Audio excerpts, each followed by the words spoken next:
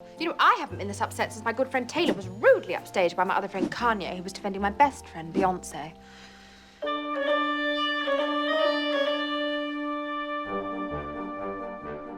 You know, this really reminds me of my time in Vietnam, picking up mortar shells with my godmother, Diana. It doesn't really matter what she's a princess of, it's not really important.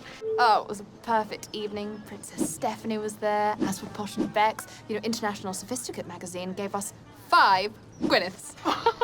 Janet, when I turned 18, I knelt in front of Princess Grace's dress mausoleum, and I swore to uphold the hostess code. I'm going to tell you the same thing I told Pippa Middleton right before we went paragliding in Gibraltar. Let's go. What? It's what I said. This neighbourhood that you've built is truly a masterpiece, the likes of which I've never seen. And I've been to Johnny Depp's private bird sanctuary. You know, sometimes a flaw can make something even more beautiful. Like with Cindy Crawford and how short she is. Oh, Tahani. I was a model, a museum curator, an it girl, and I was Baz Luhrmann's muse for a while. That was quite fun. I mean, I've dallied below my station. I once had a brief fling with a non-famous Hemsworth brother, but even Larry Hemsworth had more status than Jason. My only real goal was to snog Ryan Gosling at the Met Ball. Which I did. A couple of times, actually. Will you believe it or not, I actually found myself in a very similar situation a few years ago, except in that instance, Michael was Javier Bardem, and the bad place was Vanessa Redgrave's panic room. Okay, stop talking. Do not talk again for 100 hours. But this is hard, because the only trolley I've ever been on is James Franco's ironic trolley. It travels backwards from his penguin grotto to his garage of adult tricycles. That roast was the meanest thing I've ever seen, and I once saw a waiter bring Russell Crowe, the wrong tea. No one can ever truly turn over a new leaf. Sure, Ben Affleck told me he'd matured as an artist after he directed Argo, but then, right on schedule, it was, guess what, Tahani? I'm gonna be Batman. Damn, you're good at this. Well, hang out with Johnny Depp long enough and you become pretty good at lying. Like, no, your whole thing isn't exhausting at all.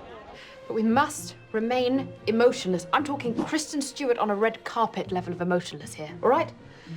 To paraphrase a song written by my godfather, hey, Judge, don't make it bad. Take a sad group and make us better.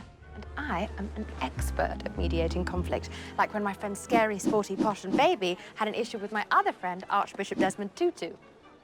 You know, one of my shyest friends, I won't say his name to preserve his privacy, but he found my presence so comforting that he asked me to co-host his TV show, Anderson Cooper 360. The dude, the super depressing religious guy, the real buzzkill, whose name I can never remember. Keeblers. Kira. Cedric? Oh, I love her. Dear friend of mine. Not important right now. Anyone up for a little icebreaker? You know, I once did Trust Falls with Barry Diller, and it was the beginning of a lifelong friendship. I'm going to tell you the same thing that I told Mark Zuckerberg right before he ousted Eduardo Saverin. You are smart, you are capable, and the time has come to hit unfriend.